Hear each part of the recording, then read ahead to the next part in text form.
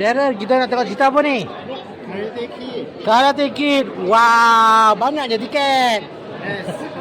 Okey, abang baru je tengok cerita Karate Kid. Okey, Karate Kid ni cerita dia sama je macam sebelum ni. Cuma yang membezakan adalah kesinambungan daripada Mr. Han daripada Karate Kid yang lepas, Jaden Smith kan. Karate Kid sekarang ditukar kepada real budak Cina. Okey, bagaimana kungfu dan karate digabungkan, dua elemen martial art berpunca daripada satu akar yang sama.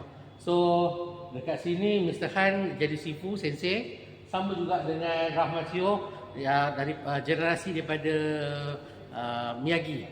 Okey. So, macam jom kita datang ke TGV Cinema untuk enjoy. Untuk generasi yang belum pernah tengok Karate Kid lama-lama, ini cerita untuk anda. Untuk yang dah lama tengok, yang dulu-dulu abang-abang, kakak-kakak yang dah tengok cerita Karate Kid mula-mula dulu, boleh balik, remind balik. So, ini ending untuk anda. Macam boleh buat.